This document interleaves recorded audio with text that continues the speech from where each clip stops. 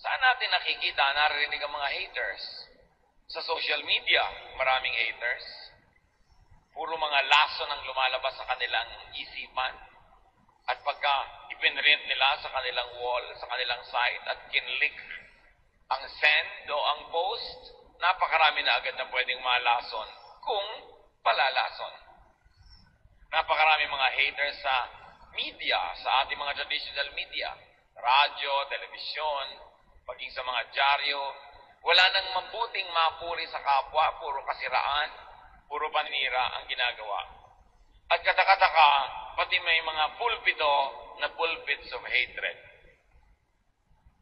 Na walang lumalabas sa mga katuruan, na kundi punong-puno ng mga galit sa kapwa, galit sa mga kapwa mananampalataya, na iba ang sekta o iba ang kongregasyon, galit sa mga ibang relihiyon, galit sa lahat na lang.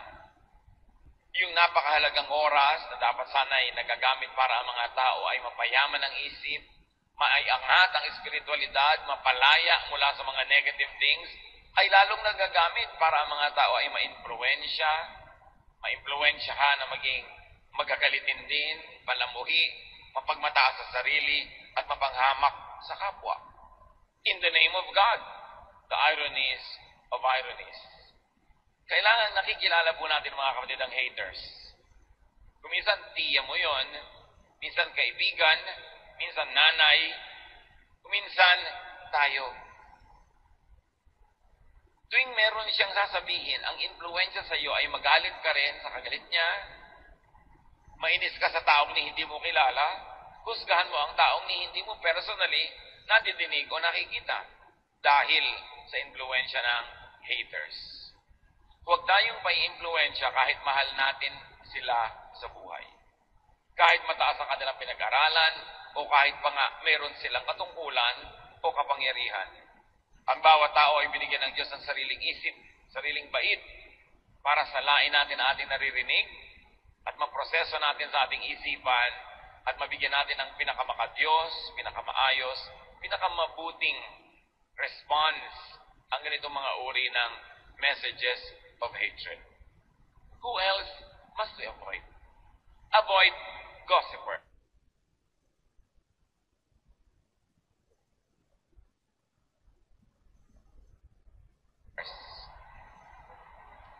Mga paladala ng chismis. Sari-sari mga alimuom na nakukuha sa lupa ang gusto nilang ilipat sa ating isipan. Proverbs 16:28, gossip is no good. It causes hard feelings and comes between friends. Ano nga ba namang buti ang idudulot ng chismis? Pinaghihiwalay ang magkakaibigan. Pag naalaman mo kung ano sinasabi ni ganitong tao laban sa'yo, lumalayo na yung loob mo, nagkakagalit na kayo. At kung ikaw man ay papatol at magsasabi ng masasama tungkol sa kanya, mga chismis tungkol sa kanya, magagalit din siya sa iyo, walang mabuting idudulot. Kuminsan napakatagal na investment ng pagkakaibigan, pagtutulungan, pagmamahalan, sinisira ng mga makakating dila. Sinisira ng mga chismis. Proverbs 20:19, stay away from gossips. They tell everything. Lumayo daw sa mga taong hindi na namimili ng sinasabi, lahat na lang sinasabi. Kahit pa nga dumadating sa iyo para magsumbong ng sinasabi ng iba laban sa iyo, masama pa din ang influence sa iyo, kapatid. Kaya pwede mong sabihin, huwag ka nang lagi magsumbong sa akin. Ina-expect ko na that everybody will love me, people will criticize me, people will say evil things against me, but please, huwag mo nalang sabihin sa akin. Kasi nalalason lang yung isip ko, gumugulo ang aking damdamin, nagagalit ako, nawawalan ako ng concentration at pwede magkasala rin ako dahil dyan. Ang tao pong matino, hindi buong buo na ikinukwento ang kanyang nadidinig, lalo pangat ang kwentong ito ay hindi naman nakakatuwa at nakakapagpagalit pa nga. Discreet and decent people filter their gossip, if ever they gossip. Kasi we should not be gossiping. There are two types of gossipers. Yung gossipers who tell everything, and gossipers who are discreet and more decent, who filter and soften the gossip even just a little bit. Meron pang worse, nagdadagdag pa at nagagatong at nagsusulsol ng mga gossips. Kung may tao pong dumadapo sa atin, may daladalang kwento, maging sensitive tayo. Suriin natin, ano ang dahilan bakit mo ito sinasabi sa akin? Talaga bang mahal na mahal mo ako? Kailangang isumbong mo ang lahat? O gusto mo akong galitin dahil ikaw man galit doon sa mga isinusumbong mo? Madali kasi tayong mamanipulate, mamaniobra, na yung gera ng kapwa, nagiging gera na rin natin kahit hindi naman natin gusto dahil na-influence ang ating isip. Very discreet and decent people minimize or do not gossip at all. Napakahalagang ating makita yung high qualities of people who refuse to gossip.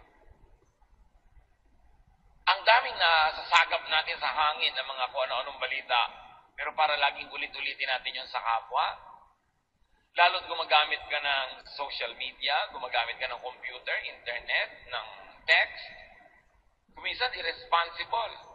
Kuminsan mga gossip na wala namang verification. Yung mga tukuli lindol daw ng intensity 12 sa Metro Manila bukas, ikakalat mo agad. Nag-research ka na ba? Totoo ba? Sinong may sabi?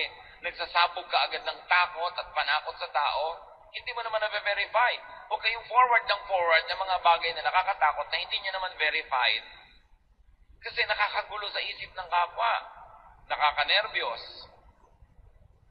Kaya tuwing may nagpapason niya, nagtatanong, meron daw po dito na lindol na darating next week. So, hindi na pe-predict ang lindol. Ilang beses na ba kayo kailangan mag-aral from volcanologists? Typhoon, yes. Storms, yes. Pero lindol, hindi na pe-predict. Kaya pag may nagpe-predict niyan, tulad yung nagpe-predict na darating si Jesus sa ganung petsa, huwag kayo maniwala. Kasi sabi sa Bible, walang nakakaalam kung kailan mangyayari ang ganung bagay. Bakit pinapayagan nating magulo pa tayo ng mga bagay na hindi naman dapat nakakagulo kung nag-iisip lang tayo ng konti? Tapos hindi mo na iniisip, pasa ng pass, forward ka ng forward. Lason pa lang ipinapadala mo sa kapwa. Psalm 101 verse 5, anyone who spreads gossip will be silenced, and no one who is conceited will be my friend, God says. In His majestic ways, God will silence gossipers. Hindi natin laging alam kung paano patatahimikin ng Diyos at ititigom niya ang bibig ng mga mahilig magchismis. Pero tayo, meron tayong sariling alam na paraan para paano mapapatahimik ang gossipers? By avoiding them. By refusing to listen to them. And even more, by refusing to repeat to others what they tell us. Kailangan tanggihan mong pakinggan ang chismis. Kung tumatanggi ka na tampakan ng kapitbahay mo ng baraang yung bakuran, trash yun eh.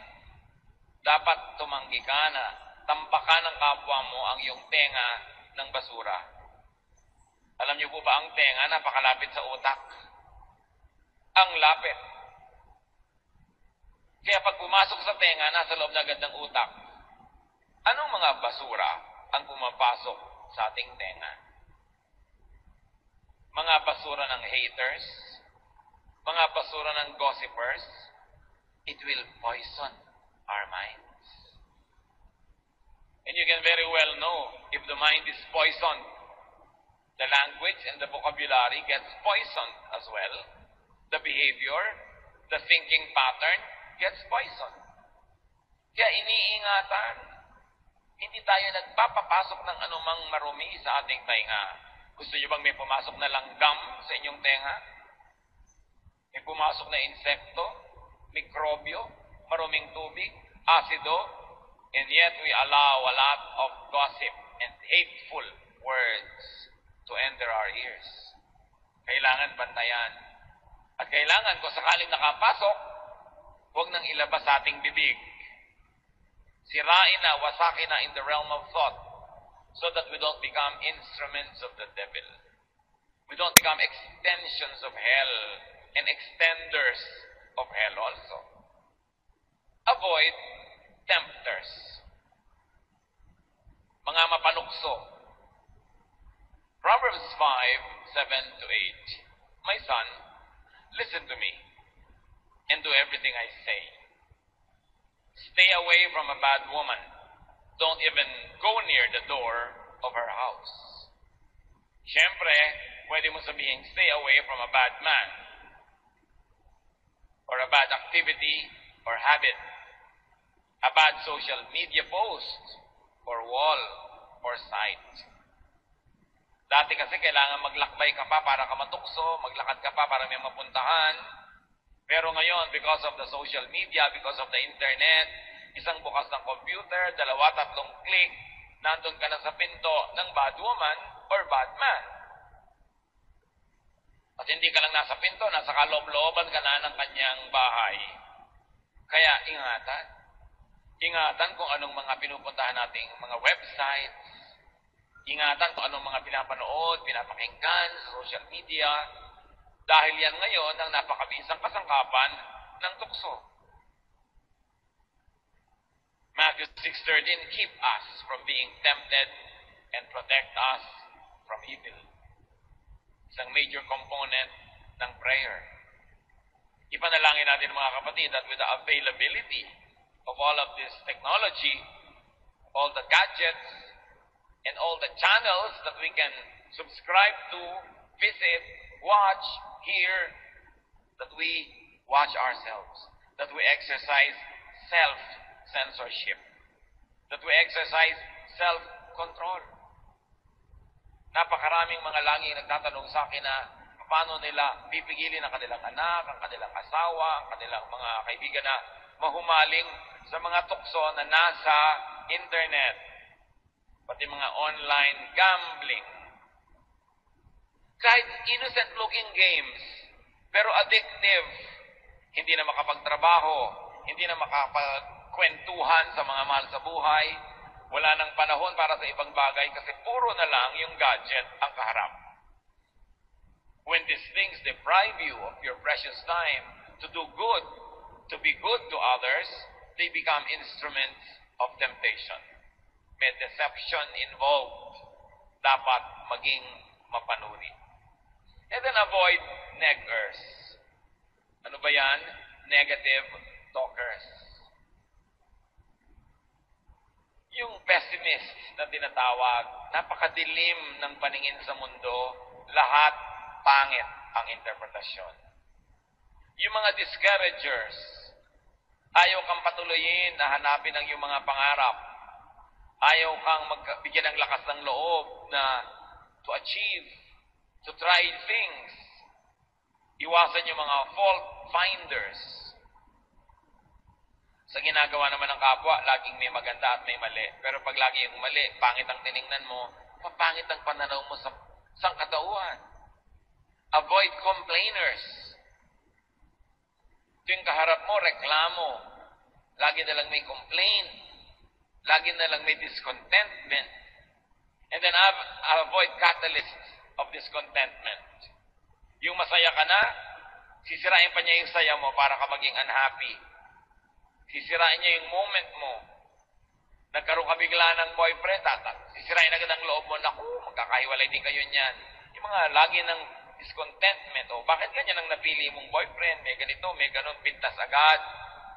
Mga discontented people who are never happy to see others become contented. Avoid agents of hopelessness and gloom because they darken your vision. They darken your outlook.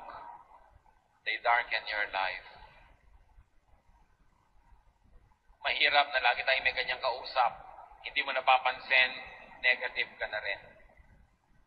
Wala nang mabuti sa sangkatauhan, lagi na lang masama.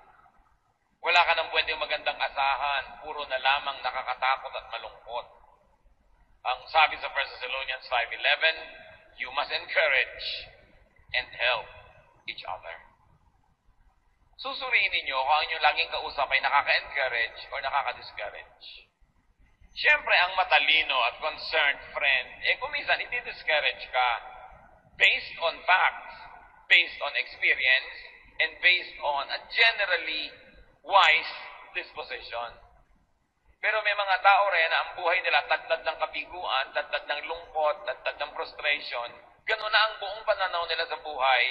Yun ang iwasan yung maka-influensya sa inyo. So kung ang mga tao ay nagbibigay sa inyo ng discouragement at encouragement, tingnan nyo ang percentage. If most of what you get from people is discouragement, these are the types of people you should avoid. Iwasan nyo rin naman yung 100% tulak ng tulak sa inyo, sulsol ng sulsol na encourage kayo gawin kahit anong gusto nyo. Kasi hindi rin nag-iisip yon. So dapat mga 85%, 85% nang-encourage. In mga 15, 20, dinidiscourage ka, na may point naman, then pwedeng pagtiwalaan ng payo ng ganung mga tao. Matthew 17:20. Sabi ng Panginoong Jesus, if you have faith as small as a mustard seed, you can say to this mountain, move from here to there, and it will move. Nothing will be impossible for you. Kaprasong faith can achieve much. Huwag kayong papayag na inyong faith, inyong pag-asa, yung inyong energy, tanggalin ng mga negative thinkers. Huwag kayong pumayag na inyong pananalig, tanggalin ng mga walang pananalig. Na ang inyong pananampalataya ay pahinain ng mga ayaw manampalataya. Kasi ang pananampalataya, kayamanan. Yan ang pinakamahalaga nating kayamanan. Because only faith can move mountains. Not even all the money in the world can move mountains. Not even all armies in the world can move mountains. But faith, even just the size of a mustard seed, according to Jesus, can accomplish much. So seek people who encourage faith. Makibarkada kayo, makipag-usap, makigrupo sa mga taong nagpapalakas sa inyong pananampalataya, hindi doon sa nagpapahina. Makinig kayo doon sa nagpapainit ng inyong paglapit sa Diyos kaysa doon sa mga nagpapalamig. Makinig tayo doon sa nagbibigay sa atin ng pag-asa, hindi ng takot. Dahil ang taong natatakot, lalong natutupad yung kinakatakutan niya. Seek people who encourage faith because they empower you. Seek people who empower, not those who weaken you, not those who weaken your resolve, not those who blind you with their bitterness, not those who will discourage you from loving, from believing, from hoping. These are the people who will set you back. They are not happy being set back themselves, magdadamay at magdadamay sila. Avoid people who negate faith, who weaken you. Yung gustong sirain yung pananalig mo, wala naman siyang ipapalit na superior. Gustong sirain ang pag-asa mo, wala naman siyang ibinibigay sa ibang pag-asa. Yung gustong pigilin ka sa ginagawa mo, wala naman silang ibinibigay na alternative na pwedeng gawin na mas mabuti. Na pag nakinig ka sa kanila, you will just stop in your tracks and drop dead. Wala namang ibang ipinapalit. Makinig sa mga taong may bagong ideya. Kung yung ideya sound, maganda, nakakapagpalaya, nakakapagpayaman ng isip, nakakapagpabait, maganda yon. Pero yung pinipigil ka sa pananalig mo, pinipigil ka sa inaasahan mo, wala namang ipinapalit na maganda, anong ipapalit niya? Vacuum. Emptiness. Bitterness. Be careful. And avoid naggers. Yung mga yakiti-yakit na walang tigil ang bunganga, daldal ng daldal. Hindi naman lahat ng nagger, ibig sabihin lang pinapagalitan ka o sinisita ka. May mga nagger na walang tigil ang katadaldal. Parang makina, mga bibig. Nakakapagod kasama. Meron ba kayong kilalang ganon? Nakakatakot makasabay mag-lunch dahil talagang pagod na pagod ka. Daig mo pa ang nagbuhat ng cross sa Kalbaryo dahil wala kang ginawa kundi makinig sa kanyang non-stop talking, walang comma, walang period, hindi ka makasingit. May kilala kayong ganon? Avoid. O baka kayo yun. Pag iniiwasan kayo ng mga tao, naglalakad kayo, papaliko sila kahit diretso dapat nung makita kayo lumiko. Baka tayo yun, nakakapagod ka usap. Magkukwento ka lang ng isang bakasyon mo, 10 bakasyon niya ang katumbas na ikukwento niya. May sasabihin ka lang tungkol sa husband mo, dadaigin niya ng tungkol sa husband niya. Laging panalo siya, ang dami niyang sasabihin. May isa ka lang tanong, ang dami-daming sagot. Nakakapagod. Sabi ng desiderata, avoid loud and aggressive persons. They are vexations to the spirit. Nakakalikalik, nakakalito, nakakagulo ng espiritu ang sobrang madaldal. Proverbs 27:15, the steady dripping of rain and the nagging of a wife are one and the same. Siyempre, male point of view yan kasi male yung sumulat. A female can also say that the steady dripping of rain and a nagging husband are one and the same.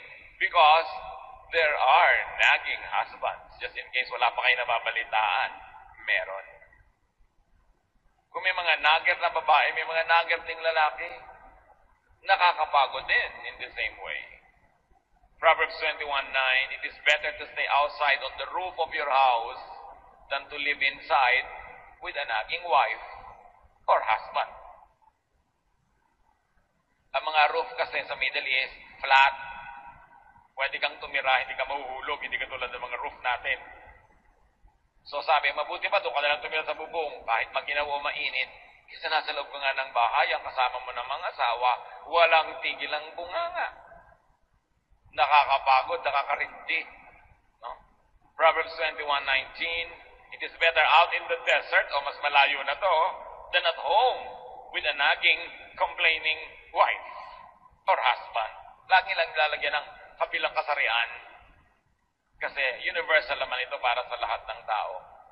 For a nagging mother, for a nagging friend, or companion.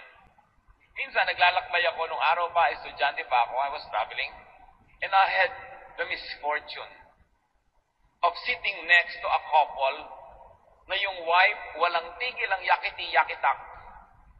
Dumating ang kape na isinerve ng stewardess, yakiti-yakitak siya. Kahit ano, hanggang bumaba ka na, may reklamo siya sa airport, may everywhere.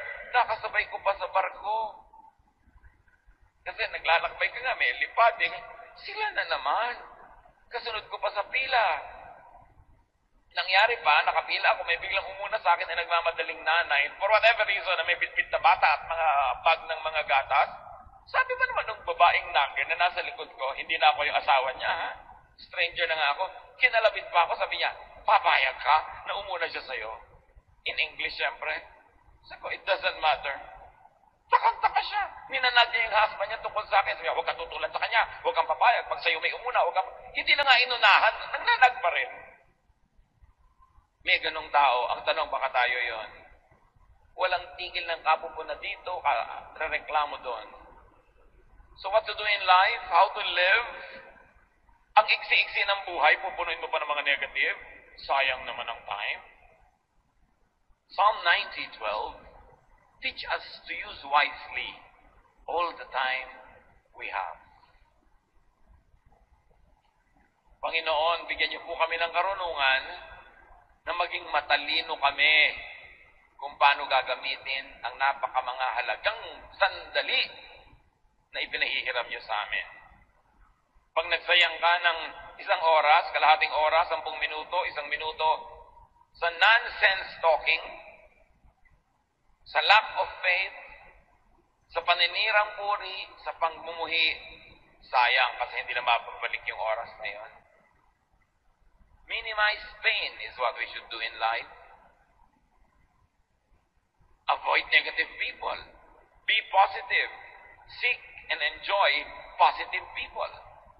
Therefore, you maximize pleasure and happiness. And you do the most good. Paulit-ulit ako sa tatlong ito.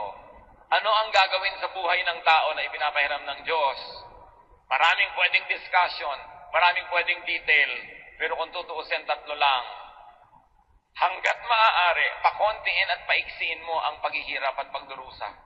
Minimize pain. Whatever it takes. Pain ng body, pain ng spirit, pain ng soul. Minimize it. Huwag quarrel ng quarrel. Pampagulo kasi yung quarrel. Pamparaki ng hirap sa buhay. Kailangan maghanap buhay ka para hindi ka mahirap, may makain ka. Therefore, you minimize hunger, minimize pain. That's why, pinipili mong mabuti kung sinong papakasalan. You minimize pain.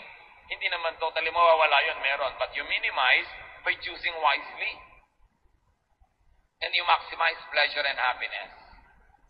Kaya yung mga iba, nagkakapilang pleasure. Yung iba, nilalagyan pa ng sugar, more pleasure. Yung iba, meron pang cream, more pleasure pa. Because you have to maximize pleasure, whatever it means to you, so long as you don't do evil to maximize your pleasure.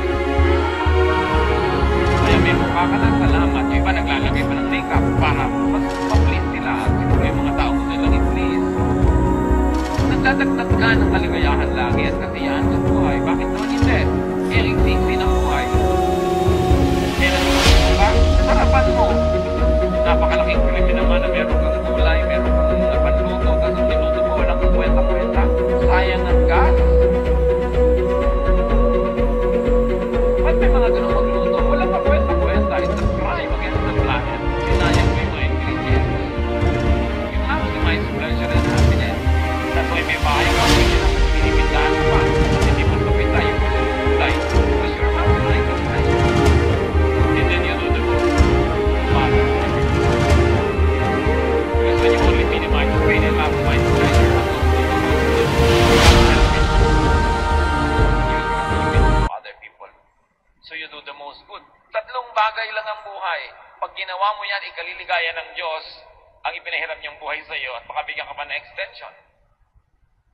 But avoid haters, gossipers, tempters, mga negative talkers, and naggers, because they will minimize your pleasure and happiness, they will maximize your pain, and they will disable you from doing the maximum good. Better be aware of bad influencers and vexations. Be aware of haters, gossipers, tempters, negative talkers, and naggers, and pray for them. Why? Because you do the maximum good. Pray for them. You don't only avoid them, you pray for them. So that they might be blessed enough to become positive in their outlook. Alam niyo yung mga taong negative, biktima lang kasi yan ng buhay. Kung tutuusin, lahat naman tayo nabibiktima ng buhay. Pero yung iba, ang sagot nila sa lahat ng hirap, kabiguan, negative attitude. Nadadagdagan tuloy ang hirap nila. Tapos na nga yung nangyaring hindi maganda, because of their bad attitude, nagpapaulit-ulit pa yun sa kanilang memory, at nire-replay nila sa actual na buhay, ang namamaximize yung pain, ang nami-minimize yung pleasure. Pray for them, that they might be blessed enough to graduate from their bitterness. Pray for them that they will have the wisdom to see that their bitterness and negative ways won't make them happy. Pray for them so that when they realize these things and they begin to have wisdom, they will change their mind and they will change their ways.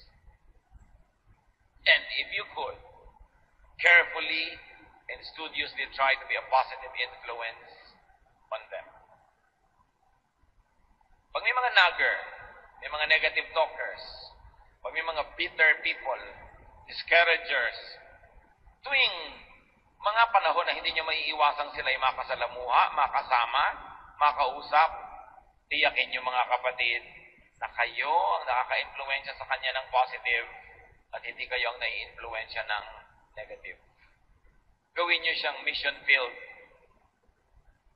Make a firm resolve, especially if these people are close to you, that you will become an instrument of God to bless the person so that the person could be lifted up out of negative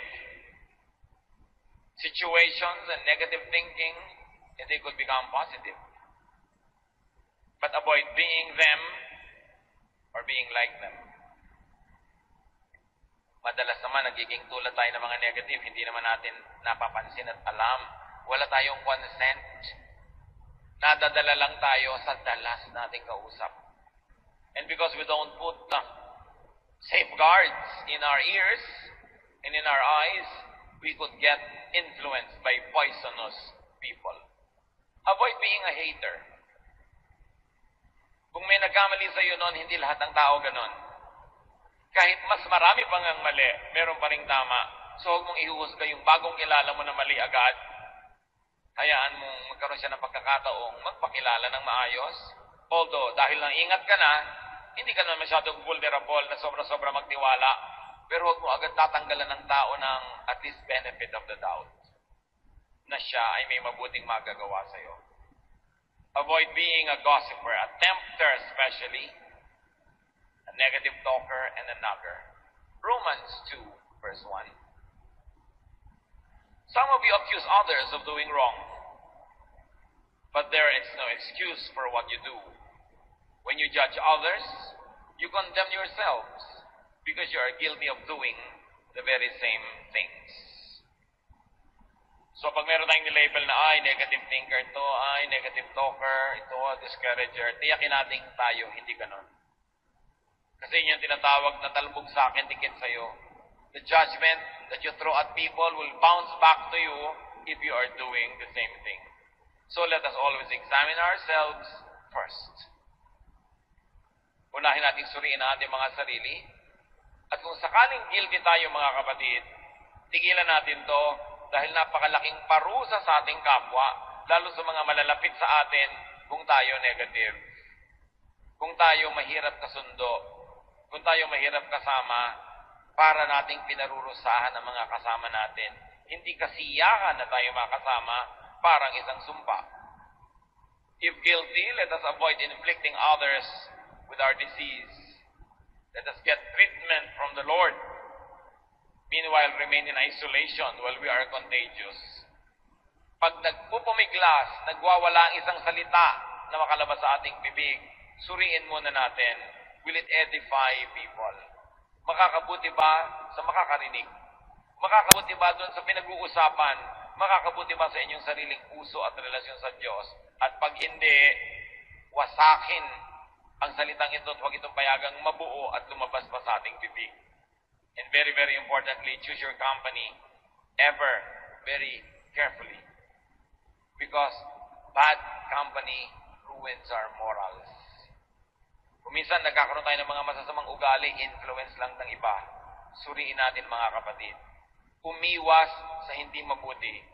Sayang ang panahon, sayang ang buhay, kung magugugol pa sa mali. Panginoon, ituro niyo sa amin ang tamang daan, maging sa maliliit na mga detalye ng buhay na pang-araw-araw, maging sa mga bagay na hindi naman theologically big, pero may kinalaman sa aming kasiyahan, kaligayahan, kapayapaan, at maging sa kasiyahan, kaligayahan